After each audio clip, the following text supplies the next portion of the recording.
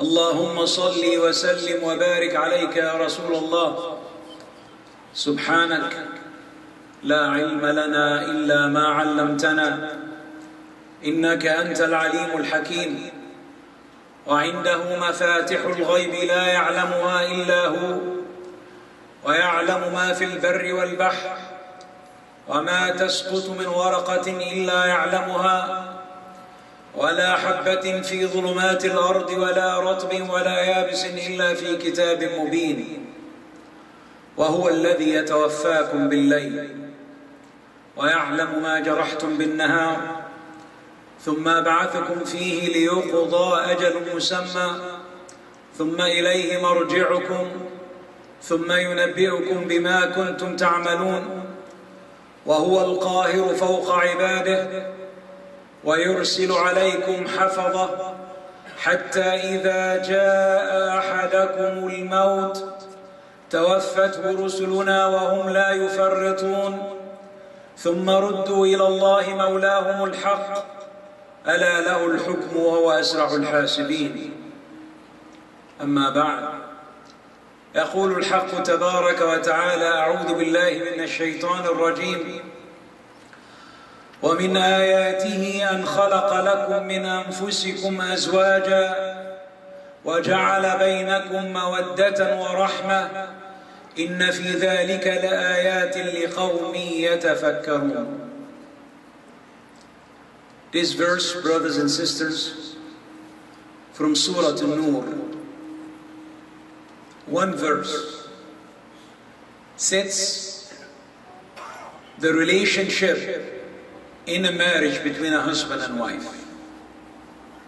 Allah subhanahu wa ta'ala tells us it is a sign of Allah, it is a miracle of Allah that He created for us spouses from our souls, from ourselves.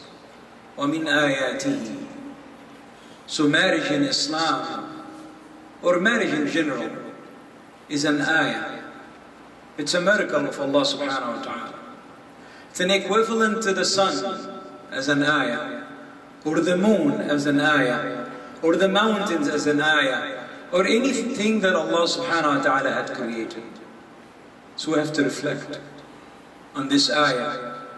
At the end of the verse, He says, إِنَّ فِي ذَلِكَ لَآيَاتٍ.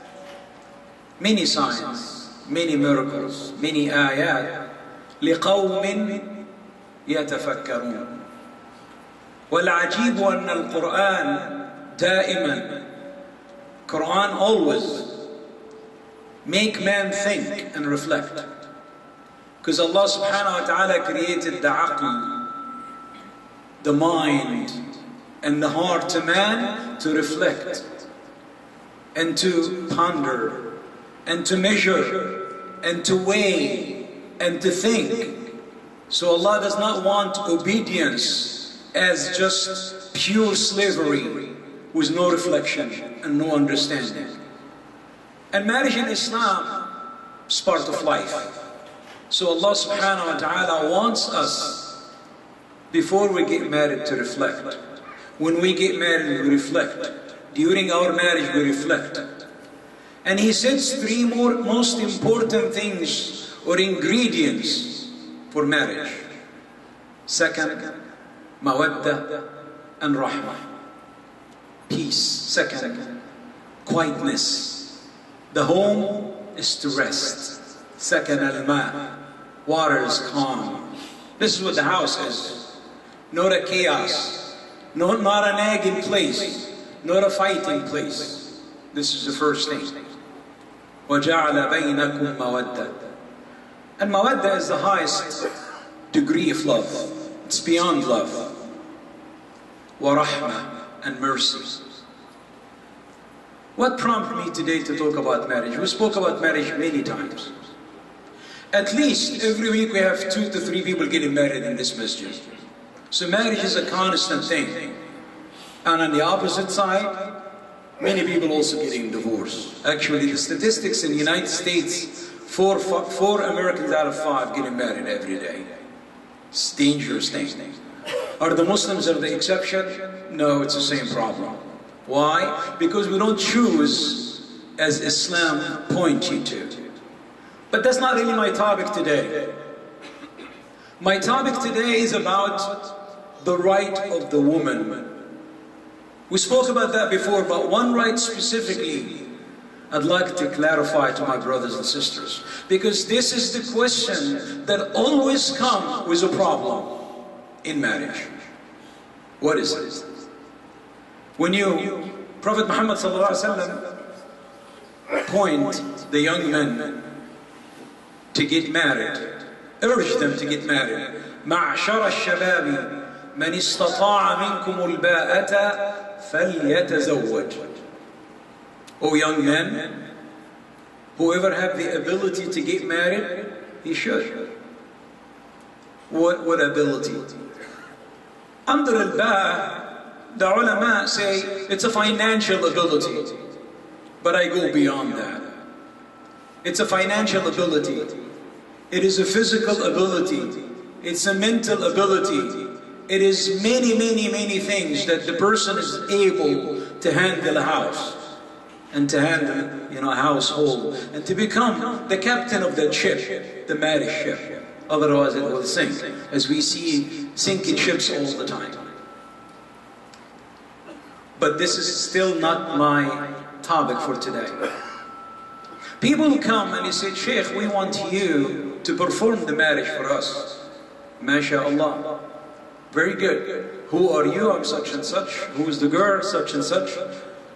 First thing we ask, does she have a wali? See, Muslims, we have to understand that a young woman that never been married before cannot marry herself. This is a protection for a woman. Not because the woman can't think. Some women think even better than men. But women are always emotional. And Allah gave them that emotion of a heart that always comes before their thinking. And that's why Allah, to protect them, He said, you must have a wali. Someone that will, take care of her, deal with the relationship, because a man coming, so the wali have to be a man to deal with another man. And mostly should be her father. And then, if her father is not available or is dead, then it's an older brother or uncle from father or mother's side, someone in the family. If not, then, we appoint someone to be a wali for her. And most people, you ask them and you say, brother, you have to pay a dowry. Al-mahr, sadaq. See, the Islam and the Quran call it sadaq. Come from the word sidq, truth. So that's sadaq. Nowadays, a lot of people, especially in America, they have no clue about it. What is that, brother? What are you talking about? She got me. What do you want? No, brother. Allah subhanahu wa ta'ala says in Surah An-Nisa, وَآتُوا النِّسَاءَ صَدَقَاتِهِنَّ نِحْلًا. Give women their dowry, their sadaq, their mahr, nihla. And nihla is farida. It's a mandatory for the marriage. Now we have a couple of problems here. Well, how much? Should I give her $1? $5? $500? $1 million? How much? Allah subhanahu wa ta'ala did not specify. Because everyone is different. But a woman should be offered a dowry. That dowry have to be the level of man. If you're making $50,000, it might be $3,000 or $4,000 or $5,000. It's up to your ability. But she must accept that dowry. And her father has no interference with that. You're not selling, my brothers, I'm going to say it very loud and clear, you're not selling a cow. That you say, I want 100,000 or 50,000 or 30,000. Whatever your daughter is accepting, that's fine. She might accept 1,000, she might accept nothing. So Islam did not specify how much it should be, but it should be paid. Musa alayhi salatu wassalam, when he left Egypt, migrated, escaped from the Pharaoh, and he went to Madian, and he met Shu'aib, and he found his 2 daughters. He wanted to marry. Musa was broke. He has no money, he has nothing. He escaped. He barely has his clothes. So the man asked him for a dowry. He said, على أن تأجرني 8 حجج. You served me for 8 years. 8 years. This is the price for marrying his daughter. فإن أتممت 10 فمن عندك. If you make it 10, that's from you. Well, someone will ask, well, does the father have the right to take his daughter's dowry? No, it doesn't. Actually, so why did Shu'aib took that service and the daughter didn't benefit? No, she did. Because if he didn't do that, do you remember the story? فَوَجَدَ امْرَأَتَيْنِ تَزُودَانِ. The sisters were doing the work for the father because وَأَبُونَا شَيْخٌ كَبِيرٌ. Our father was an old man. So they were doing labor work. So when Musa alayhi salatu wasalam married one of them, he will take care of that work, so he alleviated that from her. She doesn't have to do that anymore. So he's really paying for her, which is a benefit to her father. And she accepts that. So I just want to make this clear. So the dowry is the right of the woman. Well, we have a problem here. A couple of weeks ago, a man wanted to marry his daughter. And they were sitting and I said, okay, you getting married today? Yes. What's the mahr? So the father said, just right up front, this is an invention. إن كل محدثة في دين الله بدعة وكل بدعة ضلالة وكل ضلالة في النار. So this is an innovation.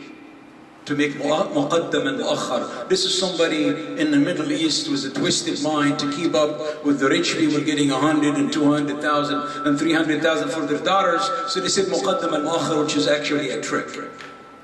Muslims should not, we call it sadaq, from sidq, from truth, not to trick one another. And most of us, think about it. When you got married, you said muqaddam $1. Like in Jordan, for example, muqaddam is $1 gold, which is equivalent of $10. And mu'akhar, he can name anything he wants because the family, our daughter get a lot of mahr, which is a lie. $50,000, $100,000, $200,000. Okay, brother, when you planning to pay this mahr? We have no plan to pay it. So it's a lie, it's not a sadaq. You see, the ulama, all of them said, when is the mahr is due? Majority of them say due before the actual marriage. And if you delay it, how far can you delay it? Forever? It doesn't happen. None of the ulama agree on that. But they all agree if it gets delayed, once the door is closed, and you are with your wife one night, it is due. But people get married, have children and grandchildren, and still doesn't want to pay the mahr. So you are lying. You started your life lying. No one told you have to make it 100 or 200 camels or this and that. Just name what you are able. If I go to someone to get married and say, my ability is $1,000, this is the whole mahr and sadaq. I say, we don't want you unless you pay $50,000. Say, thank you very much. Keep your daughter, goodbye, find another one. MashaAllah, they're fish in the sea. Many women actually 1 to 4. If you take the population of the world, for every man there's 4 women. How Allah did it that way, you check the statistics. You can Google it up and find. So you walk away from it. Walk away from a deal that's going to start as a lie and end up as a lie. So that father said, write $1,000 and write $50,000 or $100,000. So I looked at the face of the groom, and the guy said, what? I said, brother, you accept that? He just was like, he's scared. Well, the marriage will be off. So I said, I don't think he accepts that. He doesn't look like he can accept it. He said, no, I want to protect my daughter. Who said the dowry, the sadaq is for protection? It's a gift. Gift doesn't protect anything. But let me tell you about protection, because I also go on the other side, which is the side of the divorce. When a man, he owes his wife $50 or $60 or $100,000, what does he do to her? He make her life miserable. Mr. Father, where are you? He's dead now. But his daughter is miserable. after 15, 20, 30 years. And what happened? And he can make her miserable, go marry to another woman, or just leave her. When the Quran said, وَلَا تَذَرُوهَا كَالْمُعَلَّقَةِ, he leave her hanging there, he bother her, bug her, treat her like a old furniture or something on the shelf, and just leave her. Until she gets so sick of him, she said, fine, I want khul'a. Wait a minute, what mean khul'a? Oh, because she have the right to get divorced also. But khul'a, she have to give him his dowry back. Well, I didn't receive anything, it doesn't matter. You pay me so I can let you go. Ajib, ya akhi. You really think, where do you go from Allah subhanahu wa ta'ala? Allah subhanahu wa ta'ala said, وَآتُوا النِّسَاءَ صَدُقَاتِهِنَّ نِحْلًا. Time is flying, and Brother Saeed probably will say he has to go, and a lot of you have work. This subject, brothers, is very important. Inshallah, we'll continue it next week. It's so essential to understand it. After that, what you do with it, it's up to you. أقول قولي هذا وأستغفر الله لي ولكم.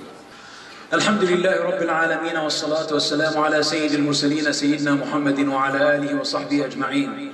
I'm sorry about the time, brothers. It's just I did not even look at the clock, and the time runs. I have 10 minutes, I think. So this clock was a little ahead. What is that brings us to? Taqwa. The fear of Allah subhanahu wa ta'ala. The love of Allah subhanahu wa ta'ala. This is where it begins. You imagine you build your marriage on a lie to begin with. One time I was in a wedding and I explained exactly what I explained to you.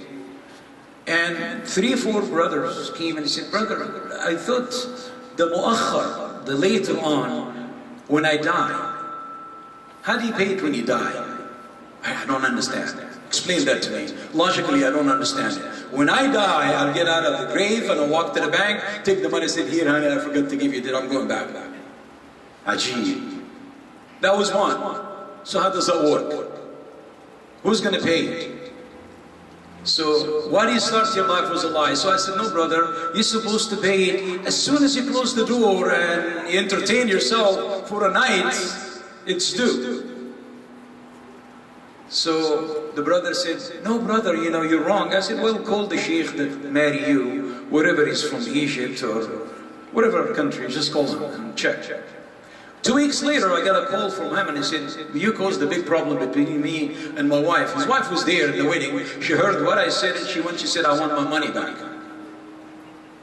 And I said, but I bought her a car. Well, that's your duty. I bought furniture, big TV, I bought this and that. This is all yours, it's your house.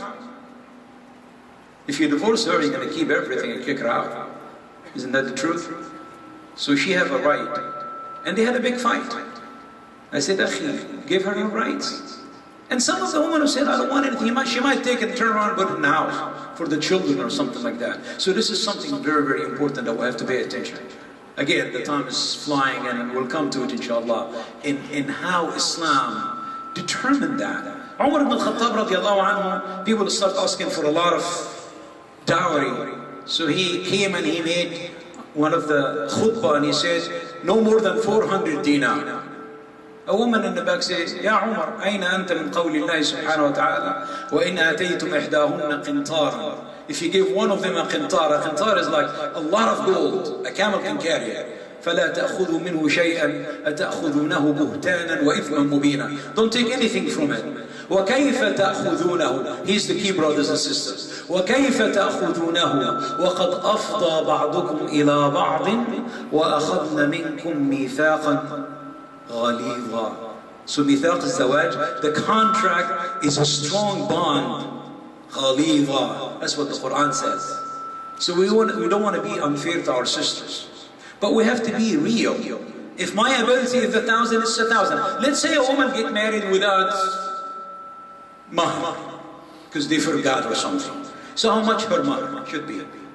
All the ulama, Jumah, they say it should be equivalent to a woman like her. So if she's married at 20, they look for somebody at her 20, in her town, and the same thing. If she got $10,000, her mahr is $10,000. And the guy says, well, I didn't agree on that, I didn't agree on anything, that's her mahr. You owe her that. If she forgives you, that's fine.